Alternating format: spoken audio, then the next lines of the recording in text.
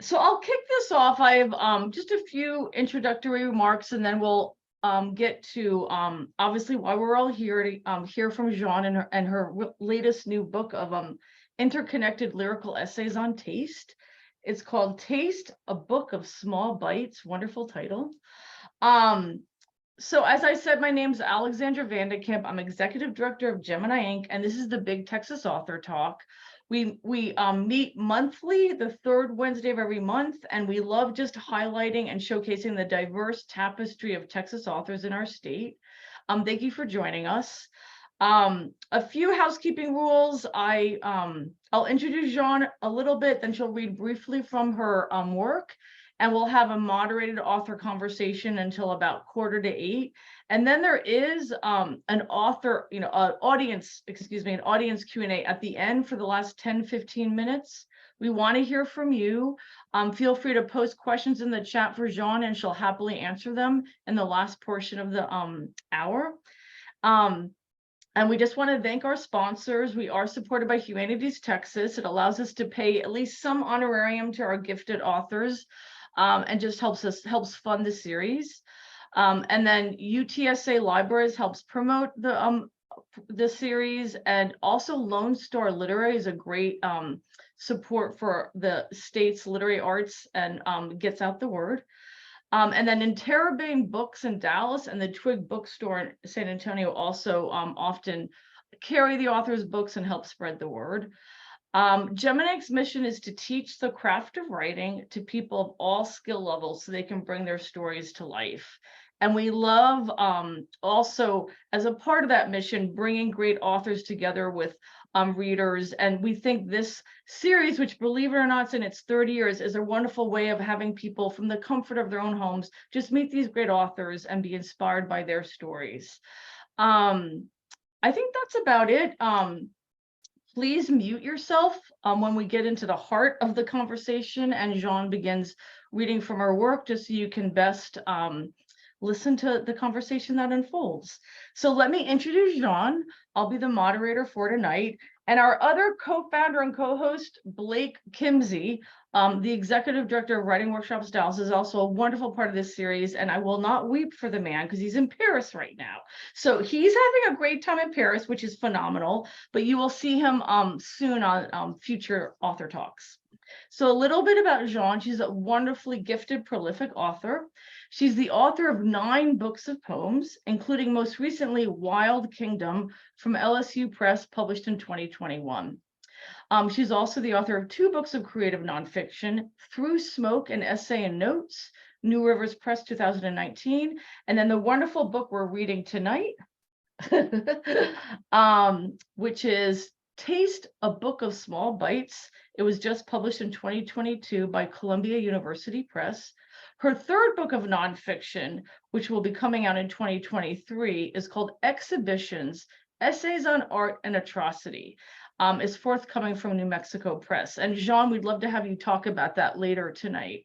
Her previous poetry collections are Simple Machines, American Samizdat, Dots and Dashes, The Arranged Marriage, that's a great title, Red Army Red, Stateside, From the Fever World, and the Hardship Post. She has co-edited 2 anthologies, the Book of Scented Things, 100 Contemporary Poems About Perfume. Okay, I think I'm gonna have to buy that. And Still Life with Poem, Contemporary Natures Mortes, Still Lifes in Verse. Her poems have been published in journals nationwide, Poetry, Ploughshares, the New York Times Magazine, the Academy of American Poets, and also featured on Poetry Daily and Verse Daily.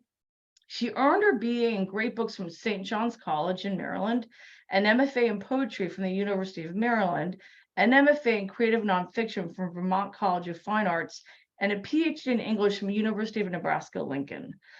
She writes, her writing moves between traditional forms, free verse, prose poetry, lyric essay, auto theory, and personal essay. And she's passionate about the 5 senses. She's won multiple awards. One example is the Alice Faye de Castagnolo Award for the Poetry Society of America the Adrian Rich Award for Poetry from Below Poetry Journal, and the Crab Orchard Series Open Competition Book Award, and many others. I think I said one award and I just named 3. And there's more that you can find out about her online, but that's just a little bit about her background. So Jehanne, thank you so much for joining us tonight. We're really looking forward to finding out more about this collection of essays.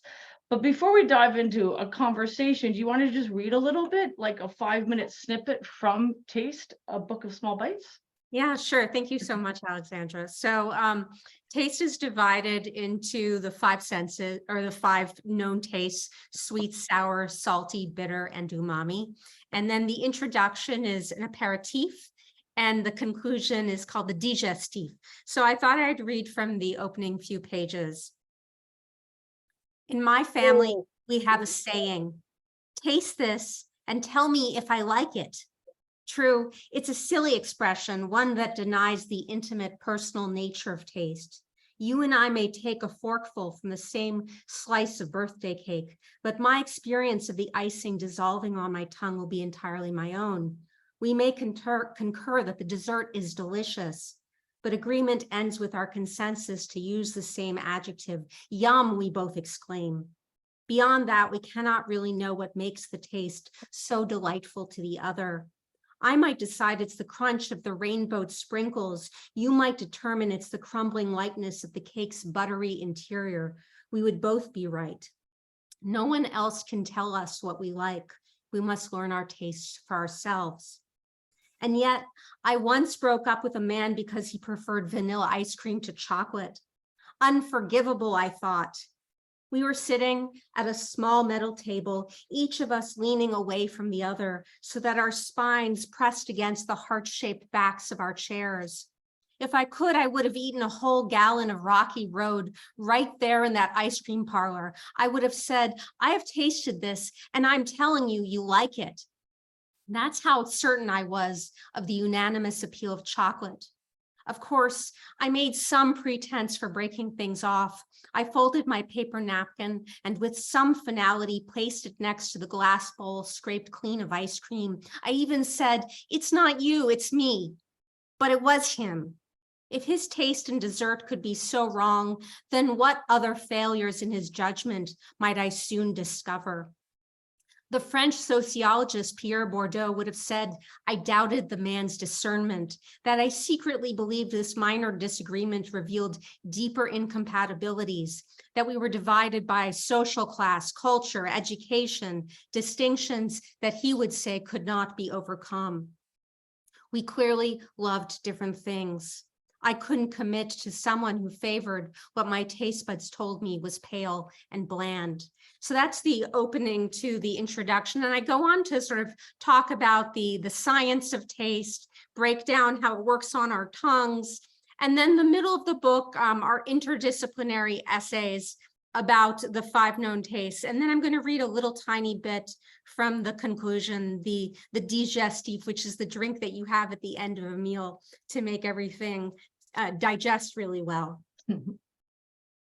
Clearly, you've got great taste, reads the email I find in my junk folder this morning. The message comes from a company that sells furniture and other household goods, linen sheets, table lamps, throw pillows. It happens so easily, so effortlessly. Every day we use the word taste to mean something beyond our preferences for certain foods. This shift from the literal to the metaphorical happens in other languages too. Goût in French, Geschmack in German, gusto in Spanish and Italian. This metamorphosis of speech makes sense given that every time we eat, we respond positively, negatively, or neutral to the flavors we encounter. A dish tastes good or bad to us. Occasionally, we react with indifference. Whenever we taste, we make judgments. We keep eating our Reuben sandwich. How pillowy the rye bread, how perfectly salty the corned beef, how oozing the Swiss cheese, or else we spit the bite back onto the plate. Disgusting, we think, dabbling our lips with the napkin as if to wipe the revulsion from our mouths. It's an easy leap from making judgments about our lunch to assessing other kinds of partialities and labeling all the objects we like or loathe as our tastes. We take in the world through our senses. We devour books, movies, clothes, even people. And soon we begin to judge not only our own tastes, but also the tastes of others. Don't forget my ex-boyfriend, the one who picked vanilla ice cream over chocolate. I deemed his taste in frozen desserts to be bad, or if not bad, then dull.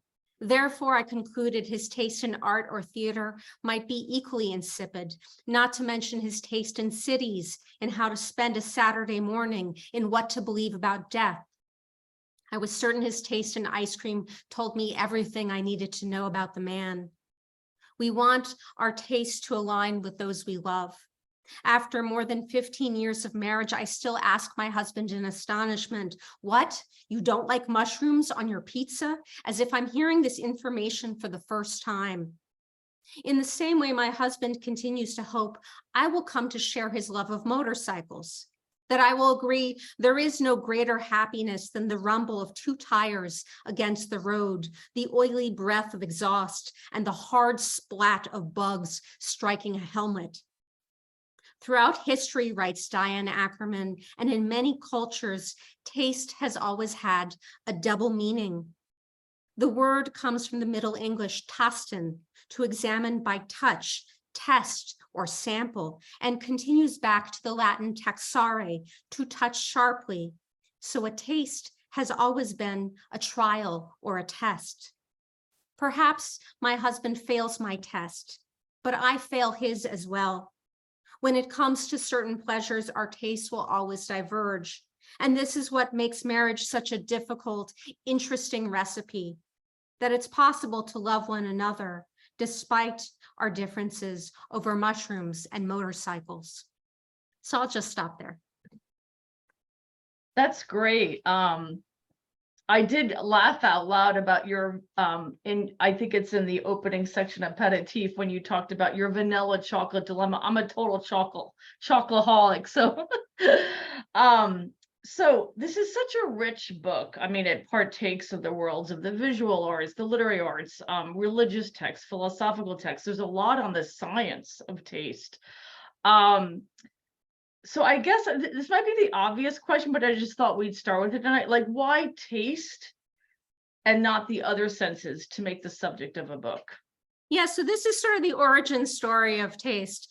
My first nonfiction book, which is sort of like a book-length essay in hundreds of little paragraphs, was called Through Smoke, an essay and notes. And it's about how I came to fall in love with the art and science of scent, perfumery especially.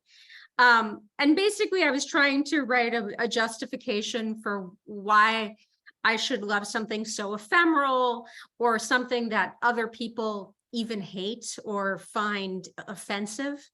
But Through Smoke was also my way of learning how to write nonfiction. I was sort of tricking myself into writing prose by writing these really short paragraphs. And so Through Smoke came out, and then I was contacted by the folks at Columbia University Press. And Taste comes from a philosophical series called No Limits, which is like an interdisciplinary series written for lay people about philosophical ideas. And they said, "Do you want to write another book on scent?" And I said, I feel like maybe I've covered that for the moment, but I had been thinking about writing a book about food. And so I said, well, what about taste? Both the literal notions of taste and the way taste becomes a metaphor in our lives, divorced from like our mouths. And so that was how the book came to be. And I did something that many writers do, but for me, it was a first. I wrote a proposal and I envisioned what the book would be like. I sort of wrote a hypothetical table of contents and I wrote some sample essays. And from that, they took the book, and then I had a year or two to write the whole thing.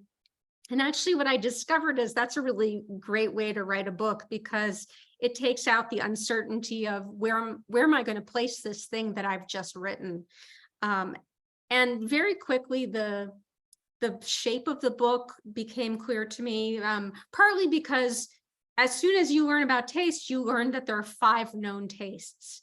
And so it was clear to me, oh, I need to tackle these 5 known tastes.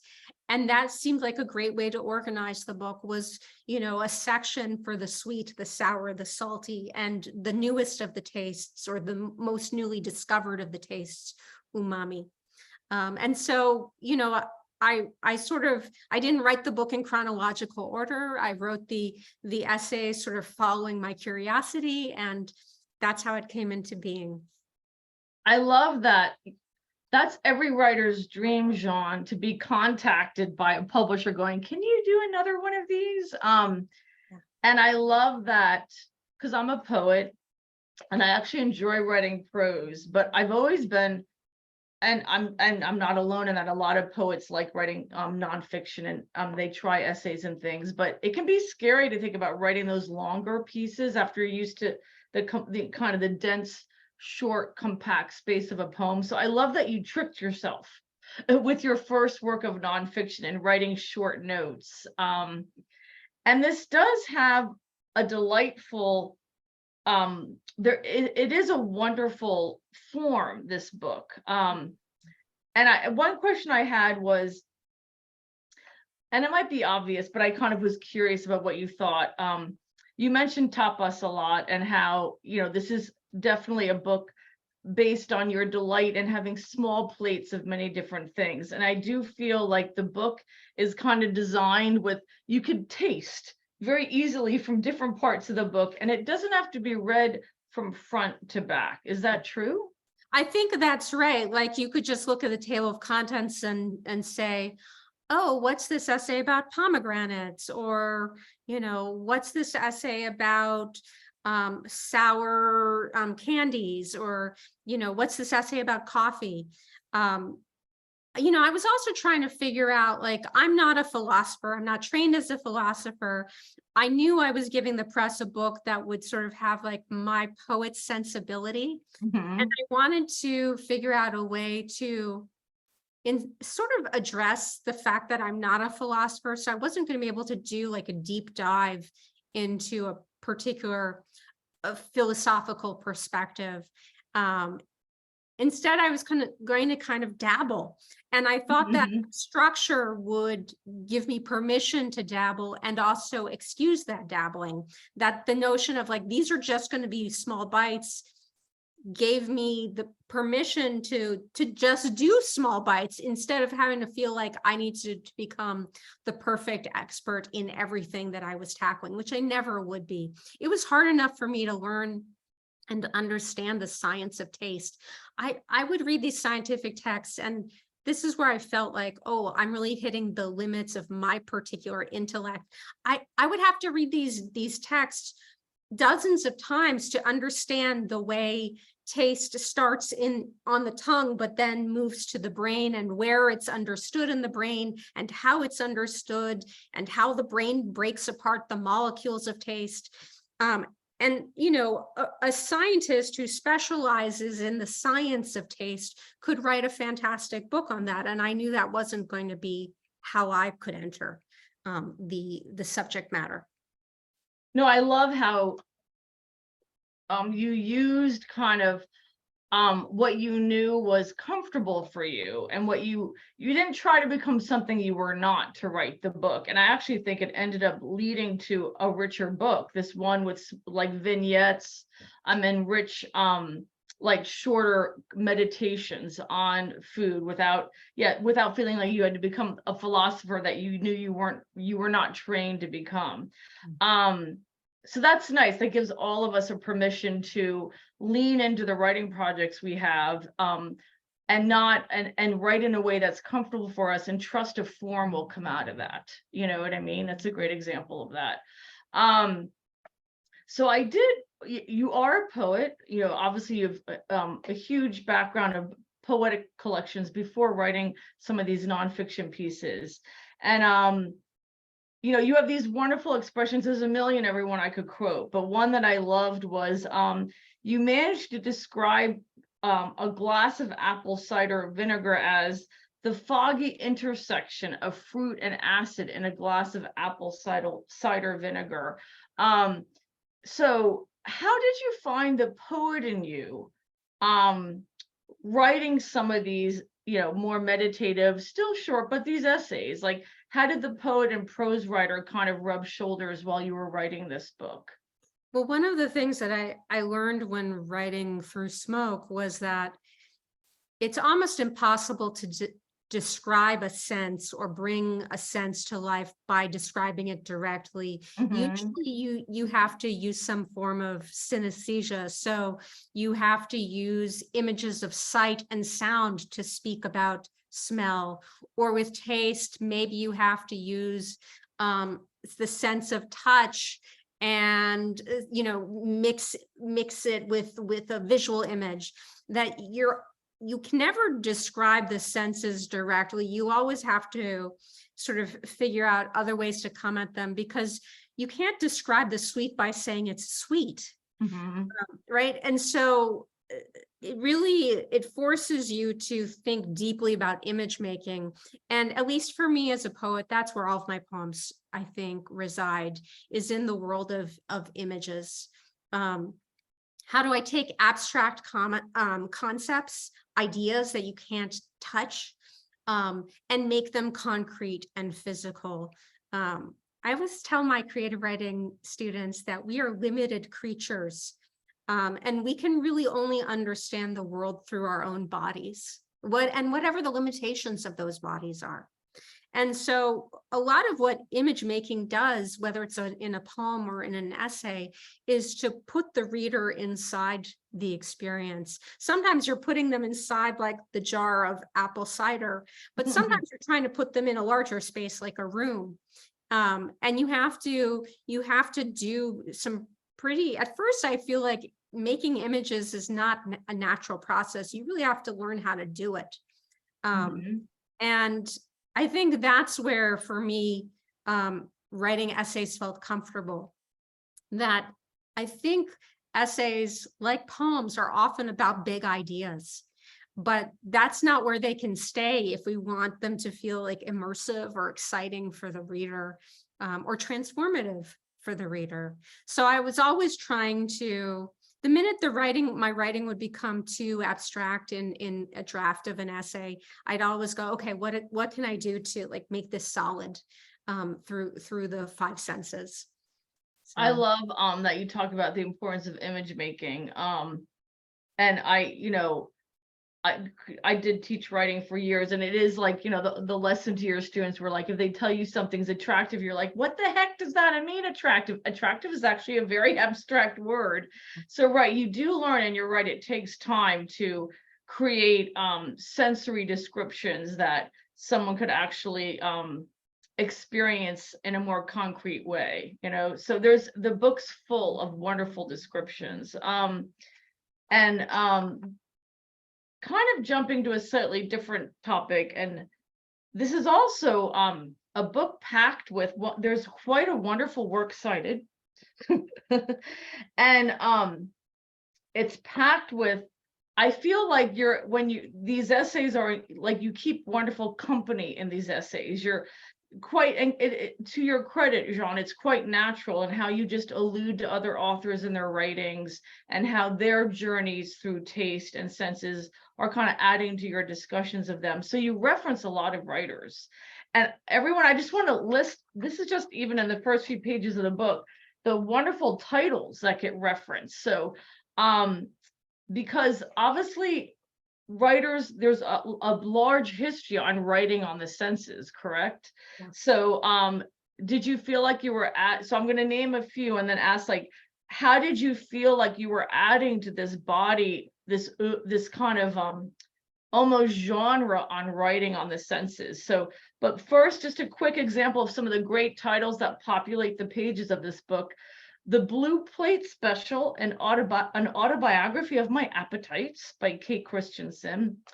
Is it Umami? Am I correct? Am I saying that? Yeah. Umami, Unlocking the Secrets of the Fifth Sense by a biophysicist, by actually a pair, by biophysicists Olgi Moritzen and Klav Sturback. I hope I haven't butchered that, but there's a lot of international authors obviously coming up. My favorite is The Particular Sadness of Lemon Cake, which is a novel by Amy Bender. And there's so many more. So part of the delight of the book is reading the titles of other books that have been written on taste, and how you've obviously done in-depth research, Jehanne, to be able to use them so naturally in your own meditations. So was it intimidating to try to add to the body of work on taste? Like, how did you approach that? I'm just curious. I mean, I tried not to think about it. Fortunately, there were not that many books on just taste itself. Like, the most intimidating book, I think, in that field is Diane Ackerman's A Natural History of the Senses, which was a ginormous success. And anyone who's read anything about the senses has read that book. And she's a beautiful writer and very evocative and lyric. But in terms of something small, the way I knew this book had to be, it's under 40,000 words. And the brief that I was given was it needed to be interdisciplinary, which was actually the way I think anyway. I'm really interested in writing to and about other writers, artists, musicians. It's sort of just the way I think. It's the way my poems often think too. So that part did not feel scary. I think for me, the most intimidating part was thinking, oh, I'm going to be in this series with real philosophers who teach Kant and Descartes, and that really terrified me, because I just knew that that's not my strong suit. So I think it was such a joy to collect materials, and that's how my book on scent worked too, that it was a very sort of interdisciplinary text, that one moment would be talking about a poem and the next moment would be talking about a TV show, and thinking about high and low culture, and whether that distinction is even really helpful to us. So I just was interested in having these kinds of intimate conversations with other makers, whether those makers are poets or essayists or novelists. I especially like writing about novels, because I think I always wished I were a fiction writer. And just getting to write about those people, and thinking about the ways in which taste has interesting functions depending on the art form, or the way it's often present and we don't even see it, because food especially is so ubiquitous that sometimes it's easy to forget what it means to us. No, and I think oh, hold on, I had three thoughts and I'm trying to figure out which one to access first. I mean, I do think what's so interesting is you bring up all the different aspects of taste. The book's actually quite ambitious in that way. And one thing is taste and memory. It's funny because I think I've read that smell is supposed to be one of the senses that accesses memory the quickly, but of course, smell and taste can overlap. But you talk about the famous Madeleine moment in Marcel Proust's book Swann's Way, which is part of his series, In Search of Lost Time. So I want you to talk about a little bit as the author of this book, what would you most like to share about what you discovered about food and memory coming away after writing this with our audience tonight? I think it's hard to look. The Proustian experience, as defined by Proust, looms large. And as I point out in the book, we even get it, like that moment in like a Pixar film like Ratatouille. The crucial moment in the film is a Proustian moment where that terrible food critic tastes the ratatouille and is flashed back to childhood. And that taste accesses a part of his brain where memory is lodged. But, I think for me, what was most important about this book is the notion that we could each write taste books of our own. with a catalog of the tastes that have shaped us and continue to shape us.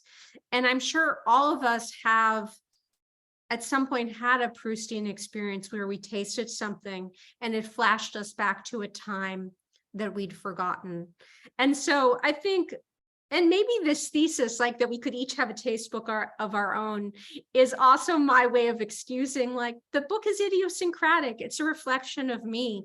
So there are things that are left out that if I wish I'd figured out how to write about them, for instance. But you know, I was working with the memories and the sense experiences from my own life. And trying to balance that moment of intimacy with also the research that I was doing. The other tricky thing for me about this book was figuring out the voice, which isn't really personal essays. It's not that intimate, but in order not to be super dry, I have to give the experience for the reader of a persona that is accessible in some way. And so, like, figuring out that balance was really tricky for me. But yeah, I think the most important thing to take away after reading this book is to have a conversation with yourself, like, oh, what would be my crucial tastes, and what do they say about me, and where I'm from, and what I believe, and who loves me, and who do I love. So I think I'm sort of asking for self-reflection at the end of the book. No, and I think if I read this correctly, that it actually got me thinking that I kind of sum it up as a life food, and I'm sure all of us have more than one example of that, but a food that's accompanied you through your life. Yeah. And I actually asked 2 of my staff members today, I was like, you know, what would that be for you? And so do you want to unpack that a little bit for the audience, this idea of like a life food, and I just think that's fascinating. Yeah. Well, I feel like you just coined that idea and I love it. And now I'm going to have to borrow it. You know, a taste that did not end up in this book, but is like foundational to my identity, is a certain family recipe for mac and cheese, which tastes nothing like Kraft macaroni and cheese. When I was a very little baby, we lived in Africa, in Zaire. And my mother and I had to be evacuated. The family was living in Lubumbashi. And my mother and I were considered dependents at the time. And we were evacuated because it became extremely dangerous there. And my father was left alone in Africa for a year, right after an enormous airlifted amount of food had been delivered, basically.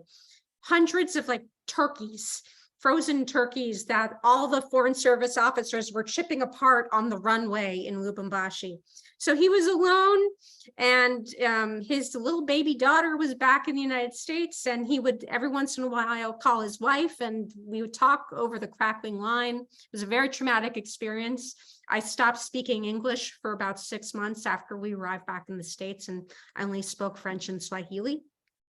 And so my father had to figure out what to do with all this frozen food that was meant to serve a family of 3 that now was being eaten by 1 person. And so he developed a mac and cheese recipe that had turkey in it. And this mac and cheese recipe became the food that then followed me through like my whole childhood.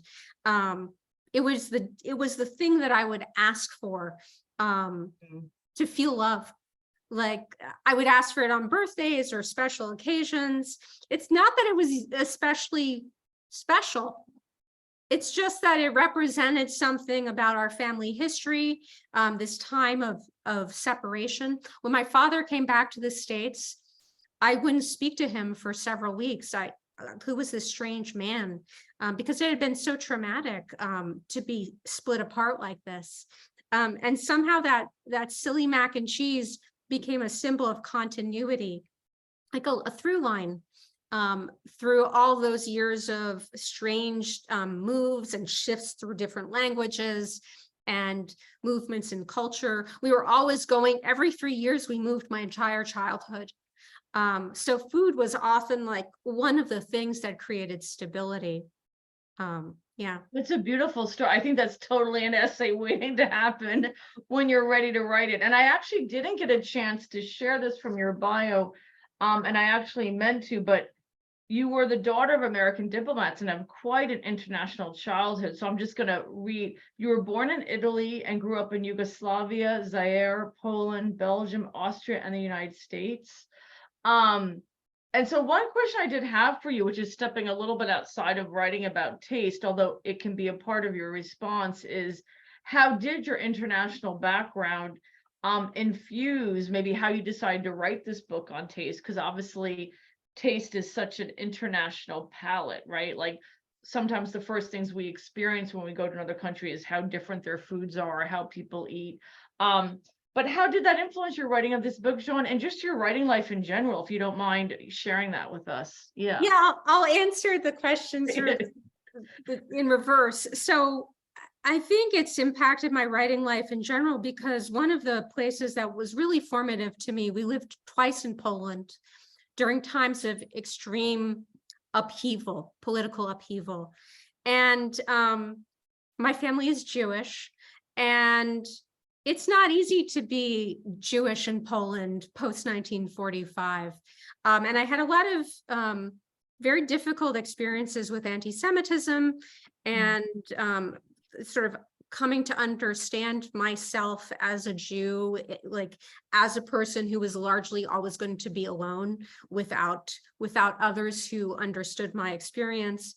But the other thing about Poland that was remarkable is that Poles really care deeply about poetry. They love poetry, as evidenced by the fact that there are several Nobel Prize winners who are Polish poets and also Polish fiction writers.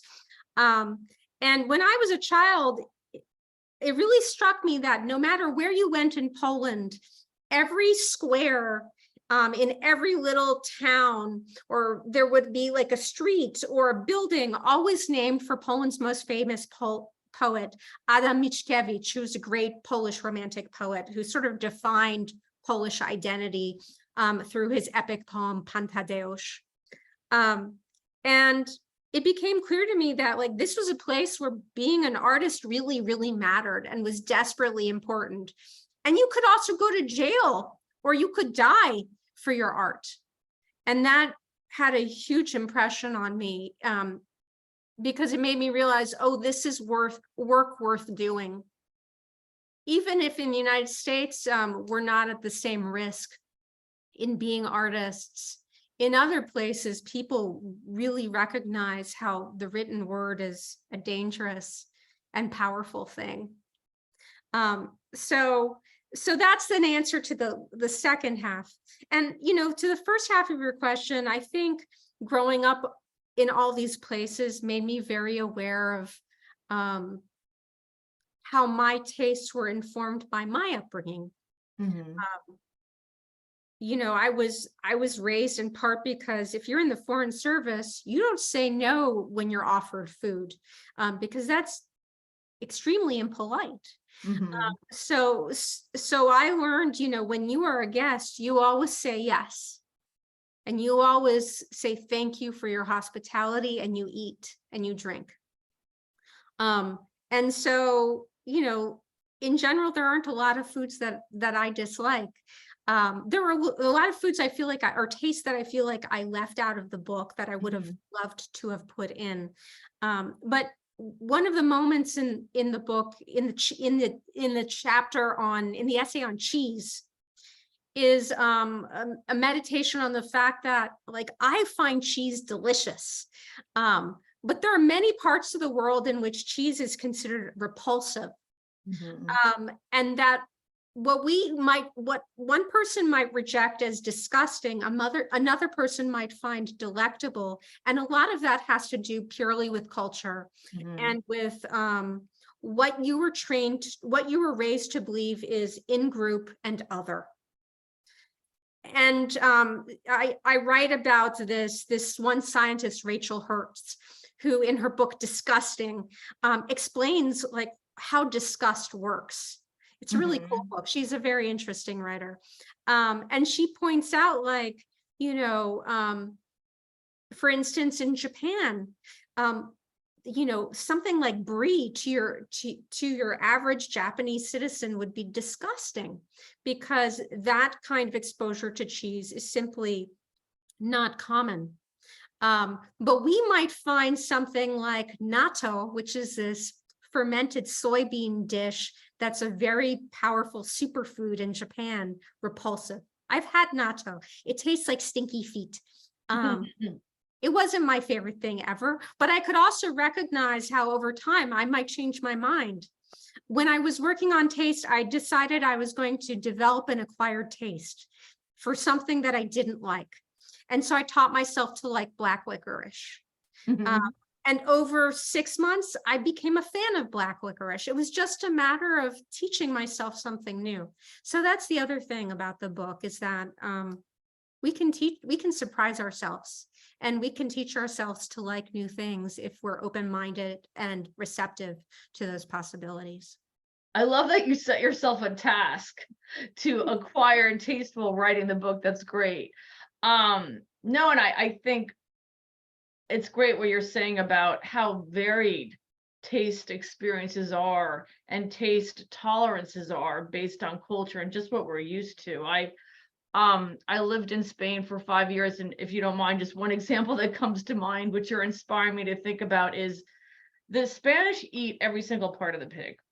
Yeah. And because they were so without food and impoverished during the Civil War, they learned to cook every part of the pig. So you can actually go to these, they're called these restaurants, and you'll everything is like, you can get pig elbow, pig ears, you know what I mean?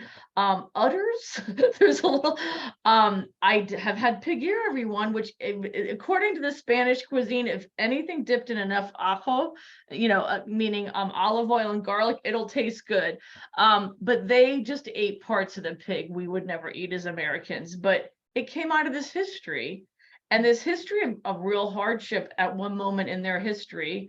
And then that's just an accepted part of the culture. So I do think all that to say, there's so many more examples of that, about culture, how culture and food experiences kind of intersect. I did love this idea. You had this great comment on, one question. You have a great moment. It's at the beginning of the book, but I feel like it reverberates throughout it when you say, you're just talking about, you meditate on how we truly are what we eat, and you really unpack that. And you say the things we consume become part of ourselves. And then you say, to eat passionately is to allow the world in.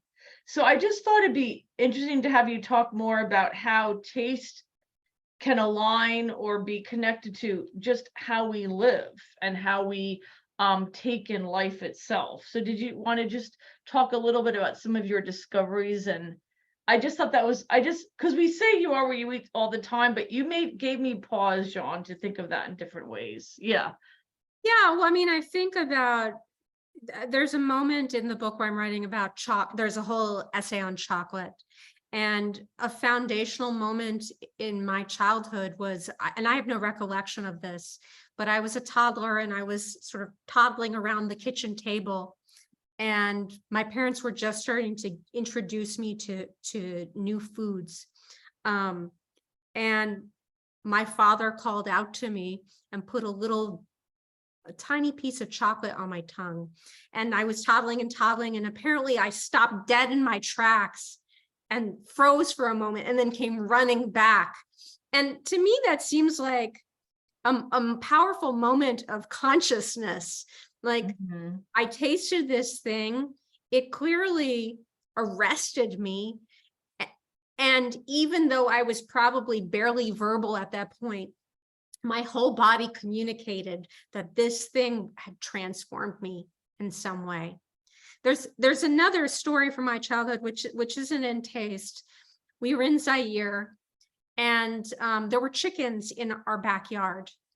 And one day my mother was giving me some lunch, and I asked what I was eating, and she said chicken.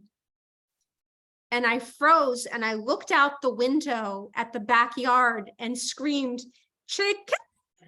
And again, that was a moment of consciousness. Like, I was eating this thing and my mother said that word, and I somehow then understood some kind of relationship, which apparently was quite distressing. I think I was inconsolable about what had just happened.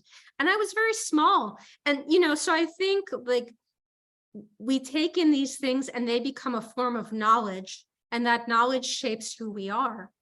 That we taste things and they don't just then define what we like or dislike, they also change how we perceive the world. One of the arguments that I make, and I don't know how a biblical scholar would feel about this, but, I talk about Genesis and the fruit of knowledge of good and evil, and that the way the translations often depict the moment after they've eaten the fruit is that their eyes were opened. And so that speaks to me of sort of like that taste is a full body experience, and it doesn't just affect our mouths, it affects our visions and our perceptions of the world in which we live. No, and I love, I think there's one point in the book where you go into how when you eat, it then feeds the cells, and it's like, and your cells obviously are, a very intimate part of you physically, and it leads to obviously every part of your body, including your brain, but we are what we eat. Like, it's not just a nutritional thing, right? As important as nutrition is. And I did really like your meditation on, you had a great moment where you're like, what the heck was God doing putting the tree of knowledge in the middle of paradise? Of course Eve was going to pick from it. It's like right there. Like, I think he wanted to have Eve pick from it. It was a nice, refreshing take on that bite that she was not supposed to take, that she took. And I did just talk about, parachute a little bit to the different sections of the book, which you're already doing a great job about talking about different essays you wrote. I did find it interesting, like umami, like, do you mind? I know other people might know that fifth taste sense really well. It was actually new to me reading this book. You take a little bit moment talking about the Japanese scientist who I believe discovered it. But you want to tell us a little bit about umami, and then I'll let it and then there's so much more we could talk about. I feel like I've barely scraped the surface of the questions I was going to ask, but we'd love to also hear from the audience. So put questions in the chat, everyone, because Jean would love to answer those for the last 10 or 15 minutes. But yeah, just a little bit about this fifth taste sense. Yeah, so there are 5 known tastes, and I say known because there's science basically leading people to think that there are more tastes that we haven't identified yet. And umami was only discovered a little over 100 years ago by a Japanese scientist. And umami is essentially, we might say savory. Umami is a loan word from the Japanese, from the word delicious, ume. And essentially what it is, it's the glutamates in foods. So this scientist, when he identified what was the thing that he then labeled as umami, he basically discovered MSG, or pulled it out of foods, and then turned it into a compound that could be reproduced and put back into foods to make them more delicious. So glutamates are basically a kind of salt, but they have a different experience in the mouth and in the brain than, say, table salts. They give foods a feeling of richness on the tongue and a kind of fullness in the mouth. And the theory about like why was a Japanese scientist instead of, say, a scientist in some other part of the world is that there are certain essential Japanese foods that are particularly rich in umami. Specifically dashi, which is like a Japanese bouillon that's made with seaweed. And dashi is very rich in those glutamates. But all cultures have foods that are rich in umami. So a perfect example is in Italian food, the combination of tomatoes and Parmesan gives you a sort of perfect umami combination. Yum, yum, yum. I'm getting hungry. Yeah. Yeah. All those delicious things like olives, any of those kinds of foods where you feel like if you add this food to your dish, it's just going to make the dish a little bit more delectable. Like porcini mushroom powder, which I've discovered if you add a little bit of that to almost anything, the dish tastes better. And it's because those mushrooms are naturally rich in umami. So yeah, it's a fascinating taste. You almost want to say that there's a texture component to it, because when you mentioned Parmesan with tomato sauce, it's that wonderful like thickening texture that also gives you that sense. So this is where taste is kind of overlapping into texture and things like that. But yeah, no, so that was definitely a revelation for me, finding out about this fifth taste sense. And you also do a great job of breaking down the geography of the tongue, which you can kind of freak out about a little bit if you think about it too much, but all that's happening on your tongue, just so you can taste. I mean, do you want to share like one takeaway you have about the geography of the tongue, like what you found fascinating, or just want to share? Well, I had always been told that you tasted different things on different parts of your tongue, and that turns out not to be true.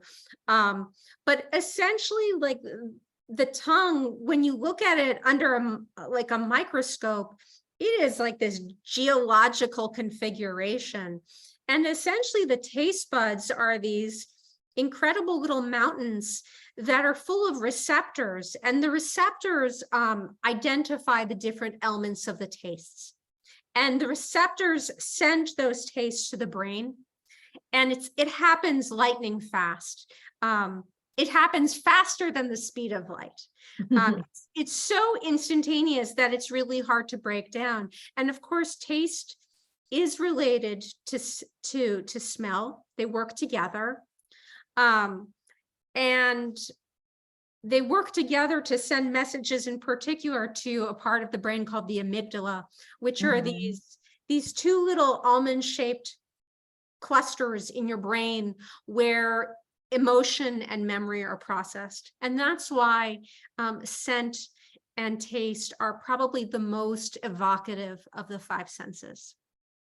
And it's why during COVID, when so many people lost one or both of those senses, people were often like devastated and extremely concerned about like, when is this going to come back? Because it's sort of like, that moment in The Wizard of Oz when we switch from black and white to color. Losing your sense of taste and smell is sort of like taking the film in reverse, right? Where you're going from like a very colorful experience to something sort of like that's a shadow of itself. No, that's great, because that was an alarming part of COVID, and some people with long COVID can struggle with it for a while. Right. And so I guess there are so many more questions I could ask you. You compare taste to an archaeologist, but just to close out, and then we'd love to hear from the audience some questions. Was there one part of the book, Jehanne, that was especially either delightful to write or challenging? I mean, for me, the introduction and the conclusion were really hard to write, and I wrote them last. So once the full structure of the book then had solidified, and I'd written all the little mini essays that make up the 5 chapters, then I knew that I had to write the introduction and I had to write the conclusion. And in particular, trying to turn the science into digestible information, unintended. That was brutal for me, because the science was so hard for me to understand, and to try to break it down into little nice components so that it would be accessible, but I wouldn't sound like I was talking down to the reader. That was really hard. I just dreaded writing that part, but I knew I had to. You can't write a book about something like this that has a biological, chemical, Mhm. scientific component and not address that. That just wouldn't have been fair. But it was way for me outside of my comfort zone. Well, if it makes you feel any better, I didn't sense any, like, I was really enjoying how you were bringing the scientific observations in with the poetic and the critical readings of texts and things. It adds wonderful layering to the book, which I was really enjoying as a reader.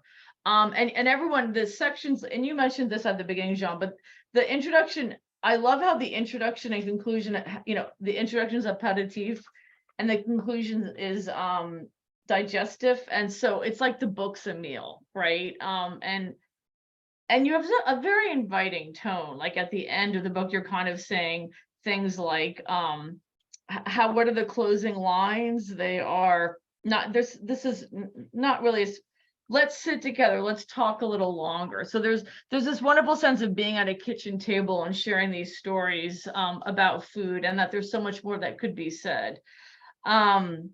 So I also want to just say, you have another book of nonfiction coming out, exhibitions, essays on art and atrocity. And I know you kind of allude to a moment in this book in Hiroshima where a soldier's in a very traumatic moment, and yet a poem comes to mind. And by the way, we didn't get a chance to talk about just the meditations on poetry that find their way through these essays as well in this book. Do you want to say like 2 words about your next book, and then we'll happily have the audience ask some questions? Yeah, so Exhibitions is definitely a book of lyric essays. There's a ton of research in it. I'm writing about paintings and weavings and other works of art. And I'm thinking about the relationship between beauty and horror. My scholarly training is in Holocaust and war studies. So, I'm very interested in how do we represent trauma. Right now I'm working on a craft book called The Wounded Line, a guide to writing poems about trauma. Because I think we're all trying to write about trauma and trying to figure out ways to do it that are ethical and thoughtful. So the book is sort of thinking about like how is trauma transmitted into art, and how is it often that beauty and horror are right next to each other. And as much as we would like to pretend that that's not the case, frequently very beautiful things can have very awful histories too. No, it's a great point. I was living in New York City during 9/11, and so many New Yorkers were like, but it was a beautiful day, because it was.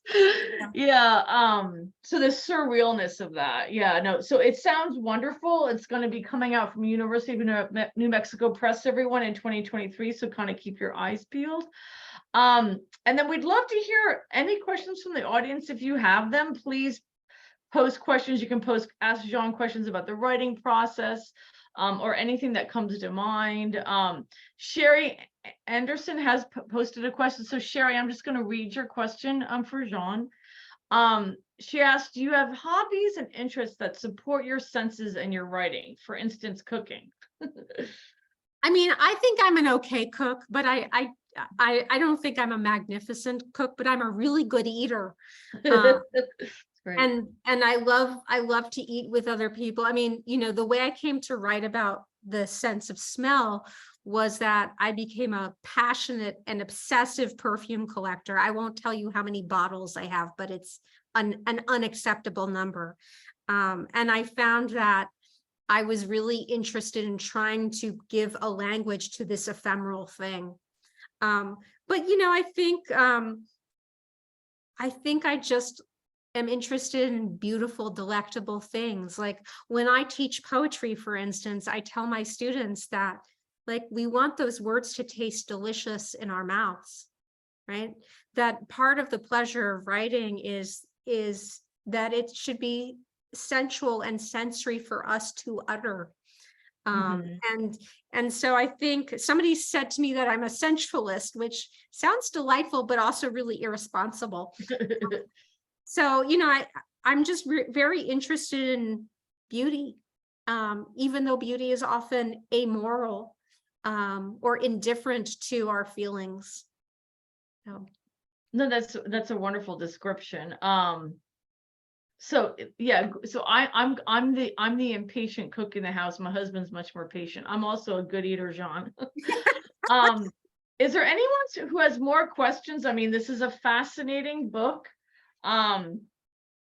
It's very quote unquote digestible. You can just parachute in and read chapters as you have time. Obviously the other senses are discussed: sour, salty, bitter. I do love even your first section on sweet and how you get into honey.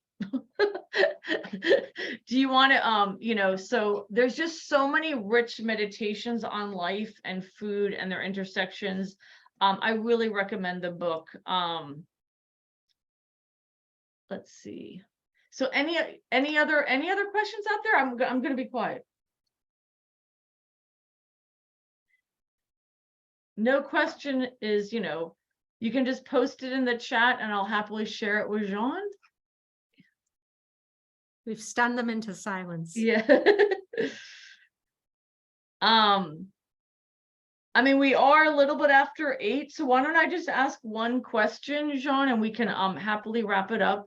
Do you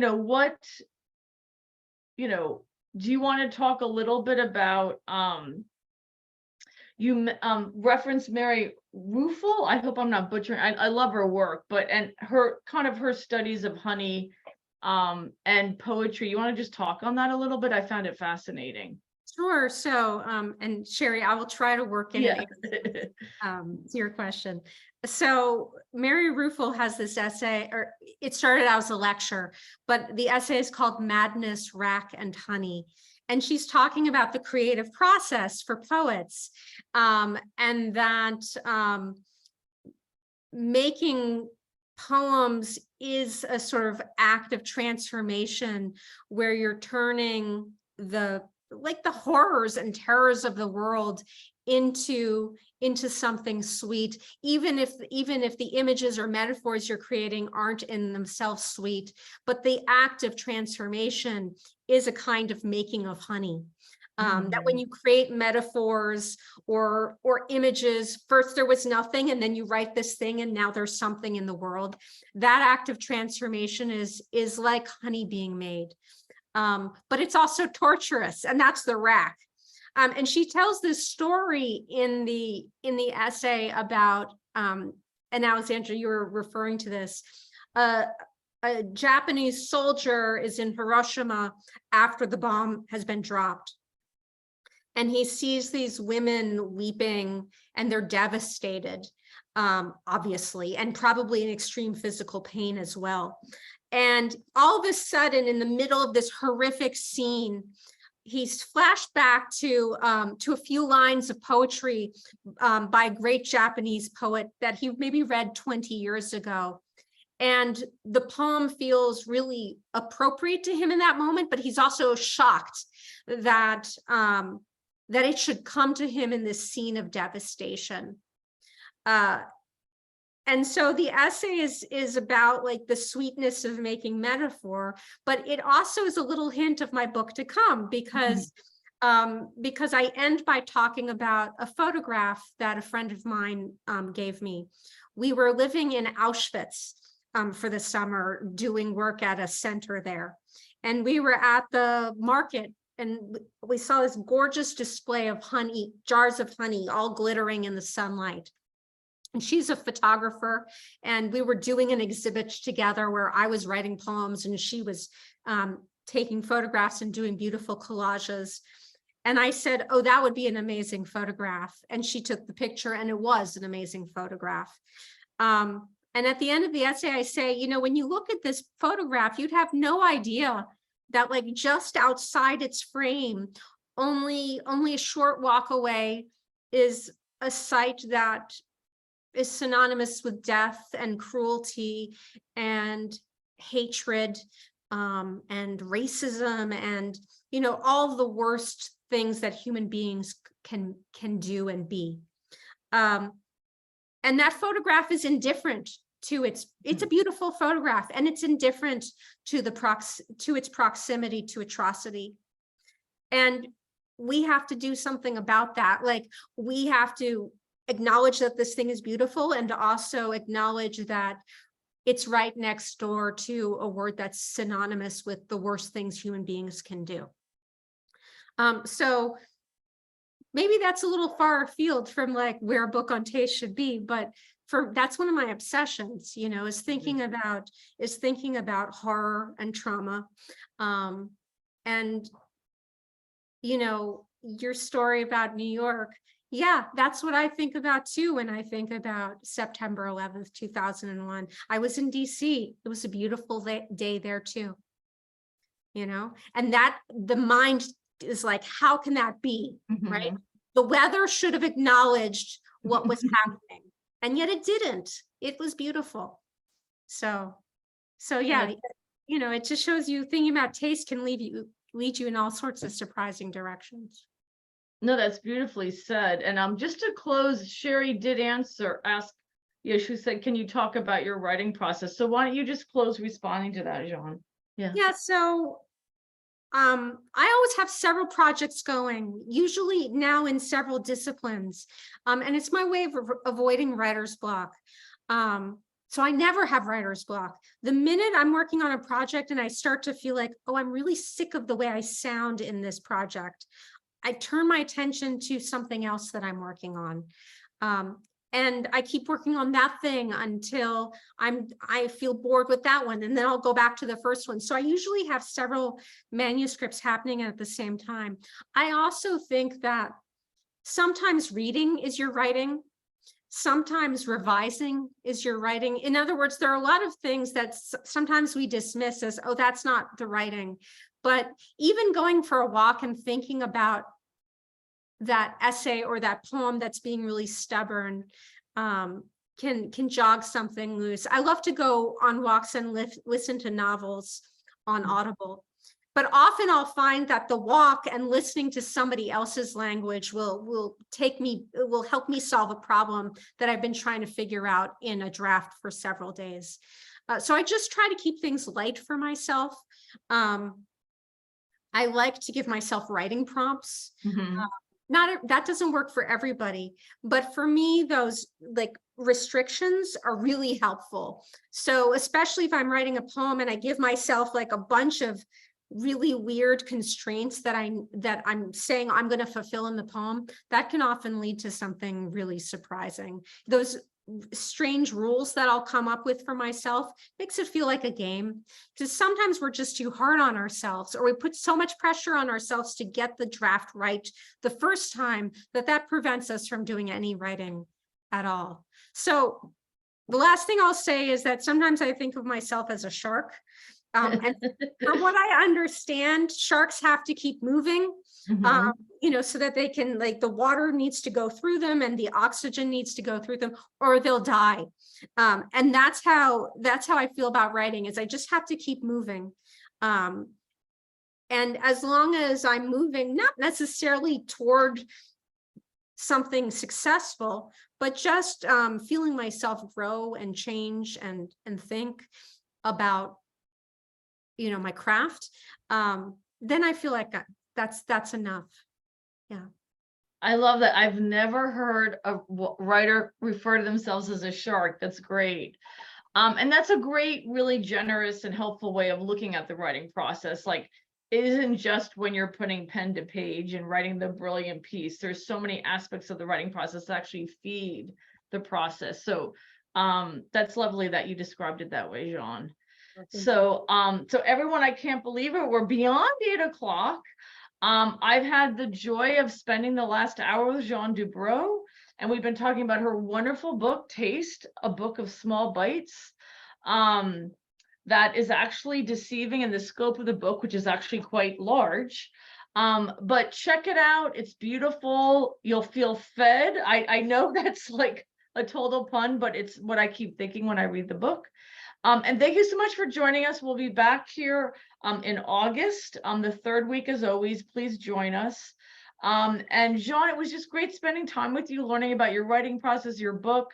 Your next collection exhibition sounds amazing, as well as your breadth of poetry collections. And we loved having you on the Big Texas Author Talk. So Thank you so much for yeah. everything. Okay. I really appreciated it.